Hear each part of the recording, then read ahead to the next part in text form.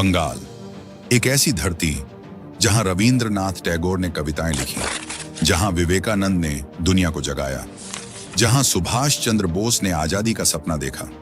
वो बंगाल जो कभी पूरे हिंदुस्तान की रोशनी था, आज उसी बंगाल की सड़कों पर खून बहता है। आज उसी बंगाल के नौजवान के पास काम नहीं है। आज उसी बंगाल की बेटियां रात को अकेले निकलने से डरती हैं। ये कैसे हुआ? वो बंगाल जिसकी पर कैपिटा इनकम कभी पूरे देश में सबसे ऊंची थी, वो बंगाल जहां टाटा जैसे उद्योगपति फैक्ट्री लगाना चाहते थे, वो बंगाल जो भारत का इंडस्ट्रियल क्राउन था, उसे किसने तोड़ा?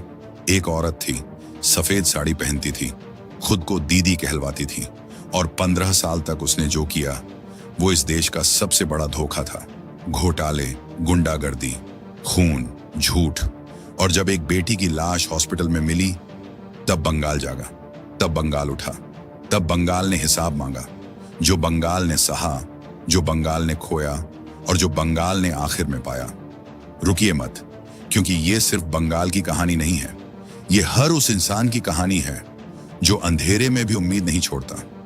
दोस्तों, इस डॉक्यूमेंट्री में हम दिखाएंगे बंगाल के उत्थान से पतन तक की कहानी, ममता दीदी की सरकार से बीजेपी सरकार तक की कहानी। तो इस वीडियो में अंत तक बने रहिए और चैनल को सब्सक्राइब जरूर करें।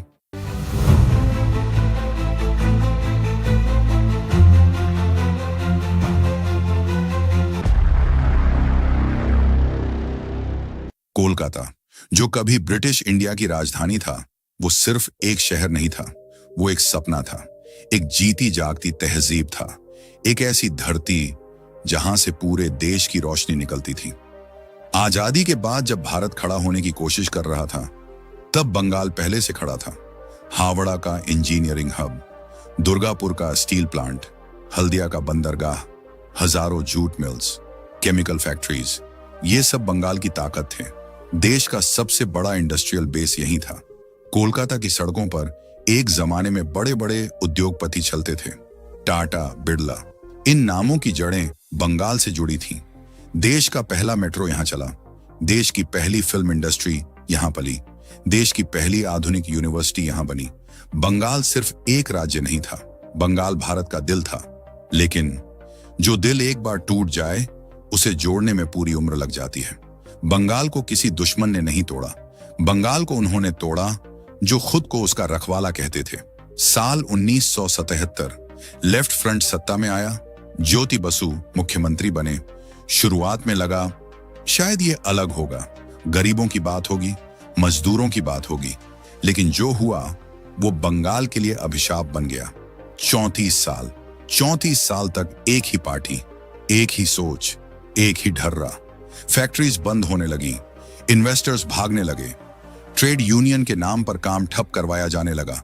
जो उद्योगपति बंगाल में पैसा लगाना चाहता था, उसे पहले पार्टी को खुश करना पड़ता था।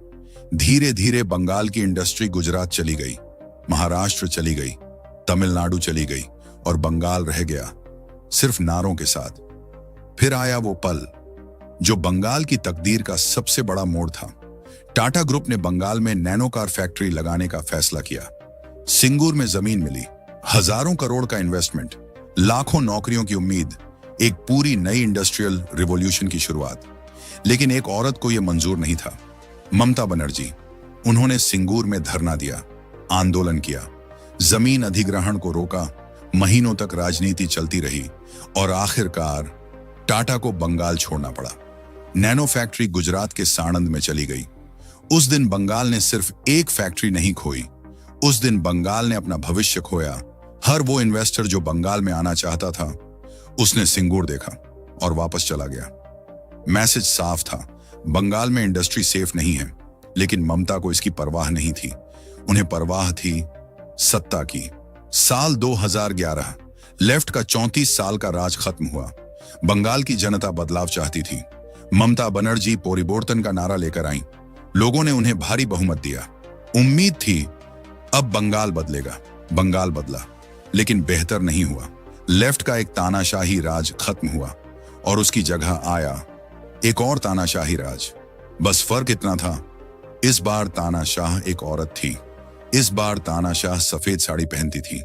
इस बार तानाशाह खुद को दीदी कहलवाती थी और दीदी के राज में बंगाल ने जो देखा वो लेफ्ट के 34 सालों से भी ज्यादा दर्दनाक था, क्योंकि लेफ्ट ने बंगाल की इकोनॉमी बर्बाद की, ममता ने बंगाल की आत्मा बर्बाद की।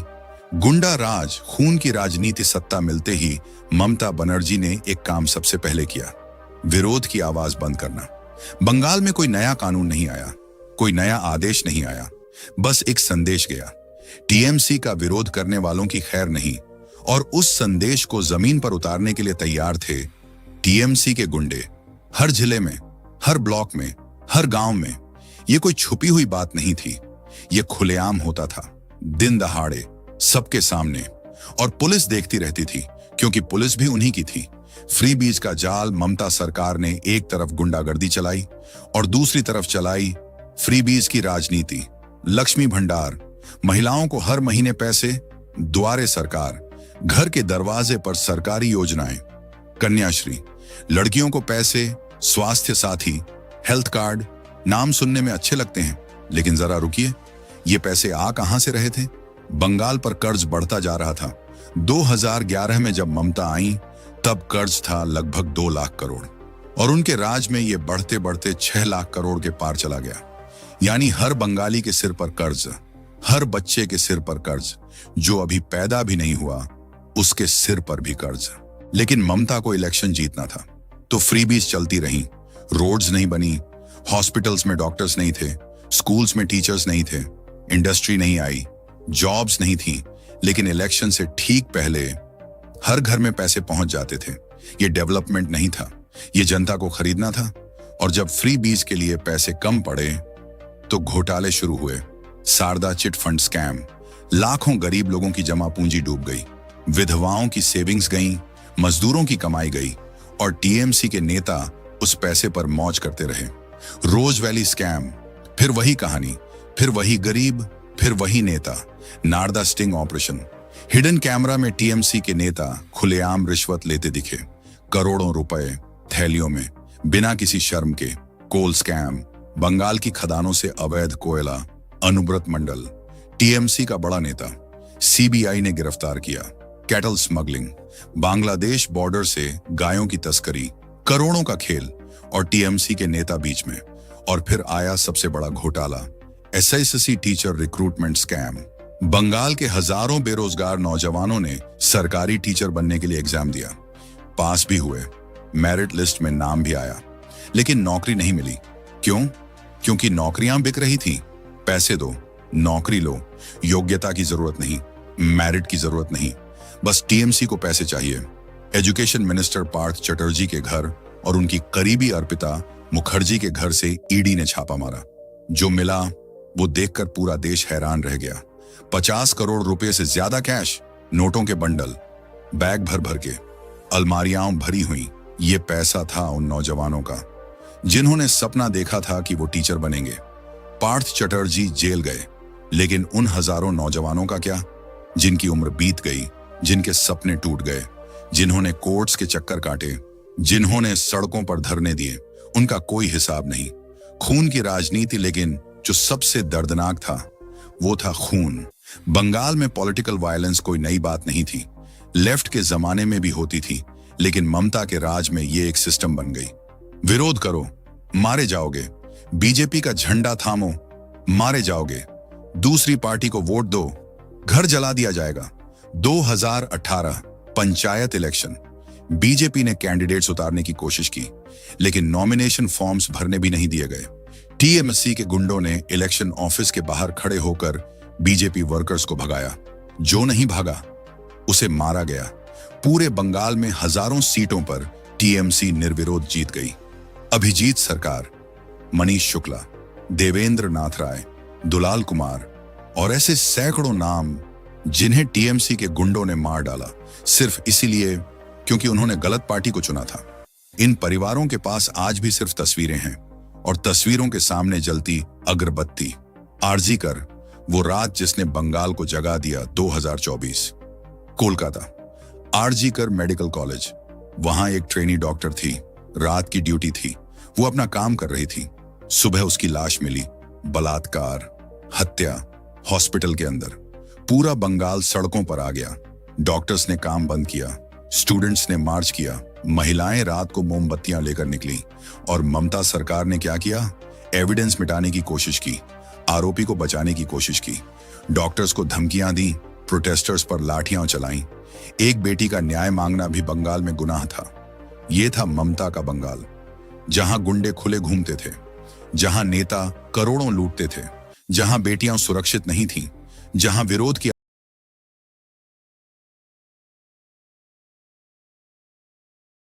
आवाज को खून से दबाया जाता था। लेकिन खून से आवाजें दबती नहीं, वो और बुलंद होती हैं। और बंगाल की आवाज भी बुलंद होने वाली थी।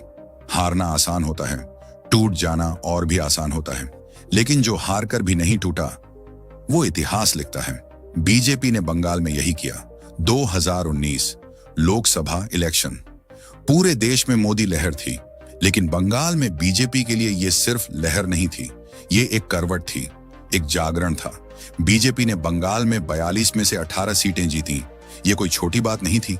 वो बंगाल जहां बीजेपी का कोई नाम नहीं था, वहां अचानक 18 सांसद। टीएमसी हिल गई, ममता घबरा गई, और घबराहट में उन्होंने वही किया जो वो हमेशा करती थी, हिंसा। 2019 के बाद बीजेपी वर्कर्स पर हमले तेज हो गए, घर जलाए गए, दफ्तर तोड़े गए, कार्यकर्ताओं को मारा गया। लेकिन बीजेपी रुकी नहीं। शुभेंदु अधिकारी, वो नाम जिसने खेल बदल दिया 2020 का आखिर। टीएमसी के सबसे ताकतवर नेताओं में से एक शुभेंदु अधिकारी बेचैन थे। शुभेंदु कोई छोटा नेता नहीं था, नंदीग्राम आंदोलन का चेहरा, ममता का सबसे भरोसेमंद। ट्रांसपोर्ट मिनिस्टर, जिस जिले में जाता था वहां टीएमसी जीतती थी। लेकिन शुभेंदु ने देखा ममता का दरबार अब भतीजे अभिषेक बनर्जी के इर्द गिर्द सिमट रहा है। पुराने नेताओं को किनारे किया जा रहा है, पार्टी एक परिवार की जागीर बन रही है। और शुभेंदु ने फैसला किया। दिसंबर 2020 में शुभेंदु अधिकारी ने टीएमसी छोड़ी, बीजेपी में शामिल हुए, और उनके साथ आए दर्जनों टीएमसी विधायक, नेता, कार्यकर्ता। बंगाल की राजनीति में भूचाल आ गया। उन्होंने ऐलान किया, नंदीग्राम से ममता के खिलाफ चुनाव लड़ूंगा। वो नंदीग्राम जो शुभेंदु का गढ़ था, जो ममता की राजनीति की नींव था, जहां से ममता का उदय हुआ था। 2021 असेंबली इलेक्शन, बीजेपी ने पूरी ताकत झोंक दी। प्रधानमंत्री मोदी की ताबड़तोड़ रैलियां, अमित शाह का घर घर कैंपेन, जेपी नड्डा का बंगाल दौरा, सोनार बंगला का सपना, असल पोरिबोर्तन का नारा। पूरे देश की निगाहें बंगाल पर थीं और शुभेंदु अधिकारी नंदीग्राम में डटे थे। चुनाव हुए, रिजल्ट्स आए। शुभेंदु अधिकारी ने ममता बनर्जी को नंदीग्राम में हरा दिया। यह सिर्फ एक सीट की जीत नहीं थी, ये एक प्रतीक था, ये एक संदेश था। यह साबित हो गया था कि ममता को हराया जा सकता है। लेकिन ओवरऑल रिजल्ट्स में बीजेपी पिछड़ गई। 294 सीटों में बीजेपी को मिली 77 सीटें। टीएमसी ने 214 सीटें जीती। ममता फिर मुख्यमंत्री बन गई। बीजेपी का सपना टूट गया। 2 मई 2021 बंगाल का सबसे काला दिन। रिजल्ट्स आते ही टीएमसी के गुंडे सड़कों पर आ गए। ये जश्न नहीं था, ये बदला था। बीजेपी वर्कर्स के घर जलाए गए, महिलाओं के साथ अत्याचार हुए, बच्चों को मारा गया, सैकड़ों परिवारों को अपना घर छोड़कर भागना पड़ा। बीजेपी के दफ्तर तोड़े गए, कार्यकर्ताओं की हत्याएं हुई। पूरे बंगाल में खून था और ममता सरकार देखती रही। सुप्रीम कोर्ट ने संज्ञान लिया, लेकिन जो जा चुका था वो वापस नहीं आया। जो जाने गई थी वो वापस नहीं आई। हार के बाद जब असली लड़ाई शुरू हुई, 77 सीटें, बीजेपी के पास बस यही था। कोई सरकार नहीं, कोई मंत्रिमंडल नहीं, कोई सत्ता नहीं, बस 77 विधायक और शुभेंदु अधिकारी, ऑपोजिशन लीडर। बहुत लोगों ने सोचा अब बीजेपी बंगाल में खत्म हो जाएगी, कार्यकर्ता टूट जाएंगे, नेता वापस टीएमसी में चले जाएंगे। लेकिन शुभेंदु अधिकारी ने हार नहीं मानी। उन्होंने असेंबली में हर घोटाले को उठाया। एसएससी स्कैम पर बोले, आरजी कर पर बोले, कैटल स्मगलिंग पर बोले, कोल स्कैम पर बोले। बूथ बूथ तक संगठन बनाया गया। गांव गांव में कार्यकर्ता तैयार किए गए। हर जिले में नेतृत्व खड़ा किया गया। यह काम कैमरों के सामने नहीं होता था। यह काम होता था गर्मी में, बारिश में, रात को, अकेले। लेकिन यह काम हो रहा था और इसी काम की नींव पर एक दिन इतिहास लिखा जाने वाला था। क्योंकि बंगाल की जनता थक चुकी थी, गुंडागर्दी से थक चुकी थी, घोटालों से थक चुकी थी, खून की राजनीति से थक चुकी थी। और जब जनता थक जाती है तो वो बदल देती है। वो वक्त आने वाला था। 4 मई 2026 वो तारीख है, लेकिन इस तारीख को समझने के लिए थोड़ा पीछे जाना होगा। वो चिंगारी जिसने आग लगाई 2024 कोलकाता। आरजीकर मेडिकल कॉलेज की उस रात के बाद बंगाल बदल गया था। और ममता सरकार, उन्होंने प्रोटेस्टर्स को गुंडा कहा, डॉक्टर्स को धमकियां दी, एविडेंस से छेड़छाड़ के आरोप लगे। कोर्ट ने सरकार को फटकारा, सीबीआई जांच में खामियां निकली। न्याय नहीं मिला, लेकिन गुस्सा मिला। वो गुस्सा जो 2026 तक सुलगता रहा। जनता का मन बदल रहा था। एसएससी स्कैम के हजारों पीड़ित अभी भी कोर्ट्स के चक्कर काट रहे थे। बेरोजगार नौजवान अभी भी नौकरी के इंतजार में थे। पोस्ट पोल वायलेंस के पीड़ित परिवार अभी भी न्याय मांग रहे थे। उद्योग नहीं थे, जॉब्स नहीं थी, रोड्स टूटी थी, हॉस्पिटल्स में दवाएं नहीं थी, स्कूल्स में टीचर्स नहीं थे, लेकिन फ्रीबीज थी। और जनता समझ चुकी थी कि फ्रीबीज डेवलपमेंट नहीं होती, फ्रीबीज भीख होती है।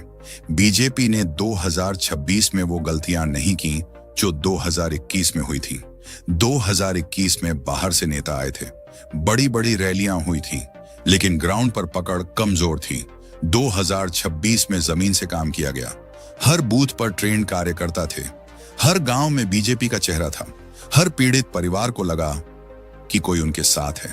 प्रधानमंत्री मोदी ने बंगाल में रैलियां की, लेकिन इस बार बात सिर्फ नारों की नहीं थी।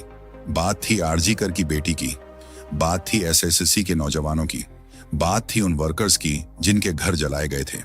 जनता को लगा ये हमारी बात कर रहे हैं। जैसे जैसे इलेक्शन नजदीक आया, टीएमसी घबराने लगी। ममता की रैलियों में भीड़ कम होने लगी। टीएमसी के नेता आपस में लड़ने लगे। कई नेताओं ने पाला बदलना शुरू किया। ममता ने आखिरी दाम खेला, धमकियां, पैसे, बूथ कैप्चरिंग की कोशिश। लेकिन इस बार इलेक्शन कमीशन सख्त था। सेंट्रल फोर्सेस हर बूथ पर थी, कैमरे थे, ऑब्जर्वर्स थे। वो गुंडागर्दी जो 2021 में हुई थी, वो 2026 में नहीं हो सकती थी। और जब गुंडागर्दी नहीं हुई तो जनता का असली वोट सामने आया। 4 मई 2026 वो सुबह जब रिजल्ट्स आने शुरू हुए तो पहले किसी को यकीन नहीं हुआ। पहला ट्रेंड, बीजेपी आगे। दूसरा ट्रेंड, बीजेपी बहुत आगे। तीसरा ट्रेंड, बीजेपी इतिहास बना रही है। एक एक सीट आती गई, एक एक जिला बीजेपी के रंग में रंगता गया। वो जिले जहां बीजेपी का कोई नाम लेवा नहीं था, वहां से बीजेपी के विधायक जीत रहे थे। वो सीटें जिन्हें टीएमसी का गढ़ समझा जाता था, वो टूट रही थी। ममता बनर्जी की सीट, वो भी गई। 15 साल की सत्ता एक दिन में खत्म।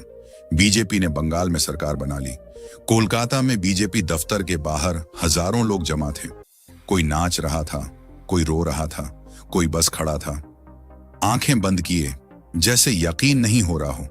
और उस भीड़ में कहीं थीं वो माएं जिनके बेटे 2021 में मारे गए थे, जिन्होंने सोचा था शायद न्याय नहीं मिलेगा, जिन्होंने सोचा था शायद बंगाल ऐसे ही रहेगा।